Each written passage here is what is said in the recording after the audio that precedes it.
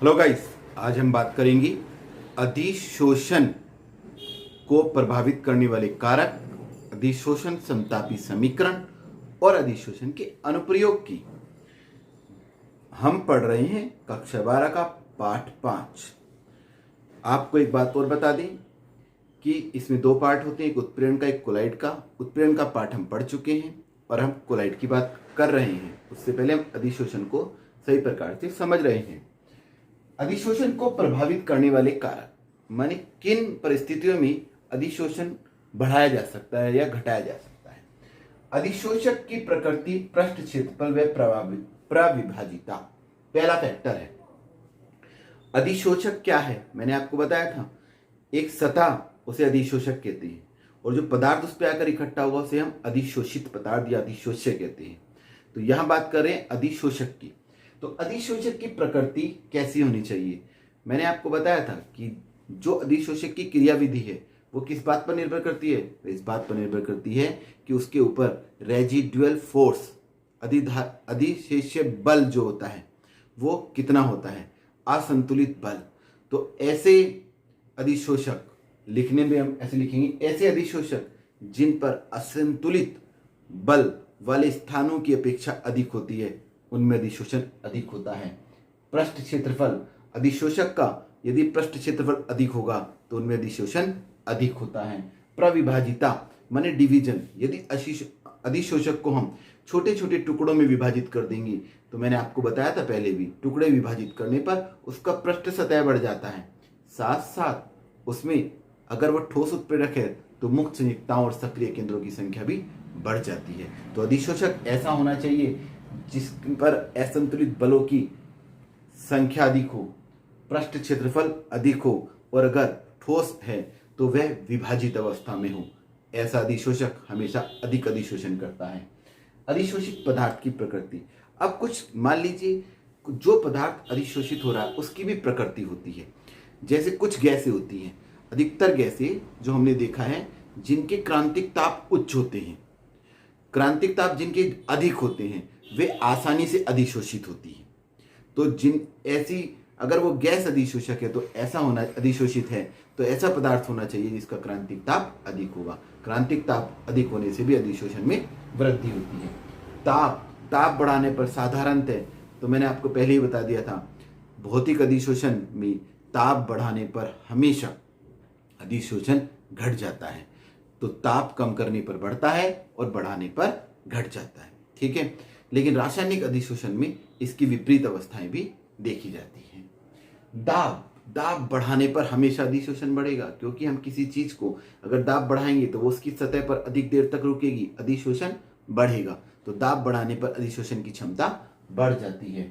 ठोस अधिशोषक का सक्रियण, याद करो जब मैंने आपको उत्प्रेरक में समझाया था कि ठोस अगर हमारा उत्प्रेरक है तो वो एक अधिशोषक की तरह कार्य करता है। तो ठोस अधिशोषक का हम क्या कर सकते हैं, उस पर सक्रिय केंद्रों की संख्या, मुक्त संयुक्ताओं की संख्या बढ़ाकर अधिशोषण बढ़ाया जा सकता है। और ये सब बढ़ेंगी कैसे, ये बढ़ेगी पृष्ठ क्षेत्रफल बढ़ाने से, उसको खुरदुरा करने से, उसको पाउडर रूप करने से और उसको विभाजित करने से। ध्यान रखनी है, ये बातें इसमें लिखी जाएंगी, ठोस अधिशोषक का सक्रियण।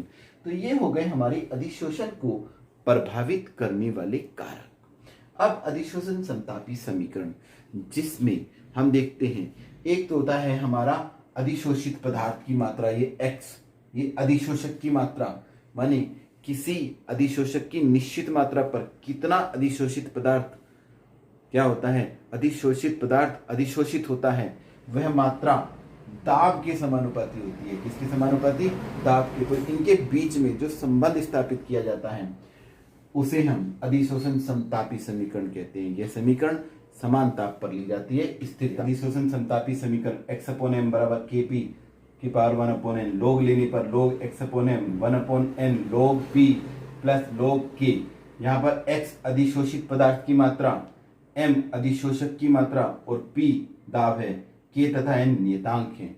इसमें k तथा n अगर आप y बराबर mx प्लस c ये रेखा का समीकरण जानते हैं तो इसमें log x/m और p के अंदर log x अपोनेंट और log p के बीच ग्राफ खींचकर जो हमें इंटरसेप्ट प्राप्त होगा वो देगा हमें log k की वैल्यू, और जो हमें उसमें स्लोप प्राप्त होगा वो हमें देगा n की वैल्यू। तो n और k की वैल्यू है उस स्लोप की सहायता से निकाल सकते हैं, लेकिन ये हमारे कोर्स में आवश्यक नहीं है। तो आप केवल समीकरण याद करें। अब हम बात करेंगे अधिशोषण के अनुप्रयोग की।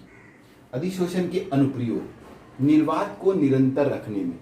जब हम किसी जगह निर्वात उत्पन्न करते हैं तो वहां जितनी भी गैसें होती हैं उन्हें उससे बाहर निकाल देते हैं, लेकिन वो निरंतर रहे, कोई दूसरी गैस वहां ना आ जाए, तो उसके लिए हम उस कमरे में या उस जगह पर या उस फ्लास्क में कुछ अधिशोषक लगा देते हैं। अधिशोषक जो होते हैं मुख्य रूप से आप याद रखेंगे, चारकोल, सिलिका जेल, एल्यूमिना, ये अधिशोषक की तरह कार्य करते हैं। कुछ हमारे रंजक भी अधिशोषक की तरह काम करते हैं।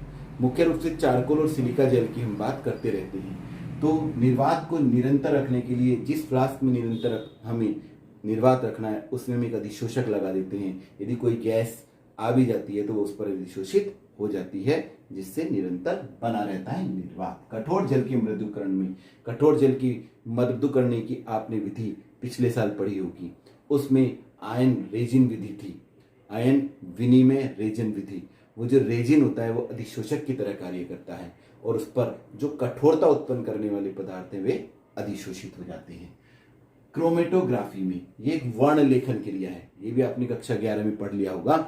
वर्ण लेखन में भी जब हम पदार्थों को अलग अलग करते हैं तो उसमें भी एक अधिशोषक डाला जाता है। स्तंभ वर्ण लेखन में मुख्य रूप से वर्ण लेखन का प्रयोग करते हैं, तो इसमें भी हम अधिशोषक मिलाकर पदार्थों को अलग अलग कर देते हैं।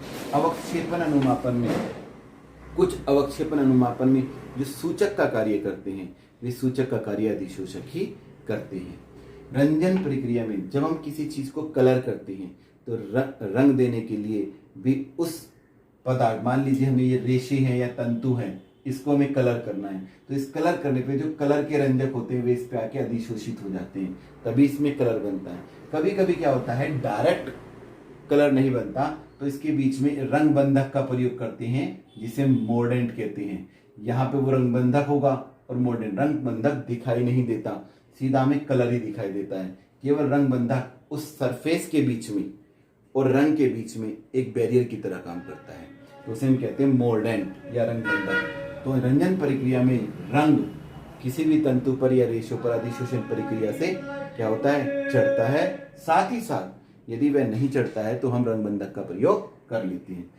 जैसे आप जानो कुछ पदार्थों को रंगीन करने के लिए आपके घर में उसमें क्या मिला देते हैं, कलफ मिला देते हैं, तो वो कलर तेजी के साथ क्या हो जाता है, चढ़ जाता है। रंगीन पदार्थों को अलग करने की क्रिया, कुछ कलर पदार्थ ऐसे होते हैं, मैंने आपको भी बताया था, जैसे हमने एक एग्जाम्पल भी दिया था कि कुछ रंगीन पदार्थ ऐसे होते हैं जैसे चारकोल डालते हैं मेथिलीन ब्लू में तो वो रंगहीन हो जाता है, याद करिए परसों की वीडियो में आपको बताया था। तो वो जो रंगहीन होता है वो क्यों हुआ है कि उसका रंजक उस चारकोल पर अधिशोषित हो गया। तो रंगीन पदार्थों को हम अलग अलग भी कर सकते हैं। नमी को दूर करने में, नमी में बहुत सारी गैसें होती हैं, अगर हमें नमी दूर करनी है, सिलिका जेल होता है वो नमी को ही अवशोषित कर लेता है, CO2, H2O इन सबको अवशोषित कर लेता है, तो सिलिका जेल का प्रयोग करते हैं। नमी को अवशोषित करने के लिए अधिशोषक का प्रयोग करते हैं जिस पर नमी में उपस्थित गैसें क्या होती हैं, उस पर अधिशोषित हो जाती हैं। उत्प्रेरण में इसे बताने की मुझे आवश्यकता नहीं है, अधिशोषण सिद्धांत हम इसका पढ़ चुके हैं। उत्प्रेरक भी एक अधिशोषक की तरह कार्य करता है। निष्क्रिय गैसों के पृथक्करण में जब आप अक्रिय गैस पढ़ेंगे तो उन गैसों को अलग अलग विभिन्न ताप पर अलग अलग हम चारकोल विधि से अलग करेंगे। उस विधि का नाम है डेवार चारकोल विधि। डेवार चारकोल में चारकोल पर जो गैसें होती हैं वो अलग अलग ताप पर अधिशोषित होती जाती हैं।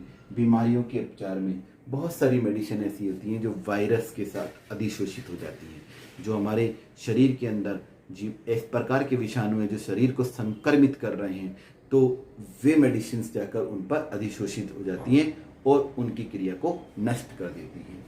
बीमारियों के उपचार में गैस मास्क में कहीं कहीं जब जहरीली गैस वो होती है, जहरीली गैस, तो एक मास्क का प्रयोग किया जाता है, उस मास्क पर लगा रहता है अधिशोषक। चारकोल हो सकता है या कोई भी ऐसा अधिशोषक जो उस वातावरण में उपस्थित गैसों को अधिशोषित कर ले, तो उस मास्क को लगाकर हम जब जाते हैं तो जितनी भी गैसें होती हैं वो उस चारकोल पर अधिशोषित हो जाती है और हम आराम से सांस लेते रहते हैं, हमारे शरीर के अंदर वह नहीं जाती है। तो इस प्रकार ये अधिशोषण का अनुप्रयोग हुआ। तो ये हुआ दोस्तों अधिशोषण। कल से हम कोलाइड क्या होते हैं इसके बारे में जानकारी करेंगे। स्वस्थ रहिए, सुरक्षित रहिए और घर पर रहिए। धन्यवाद। Thank you.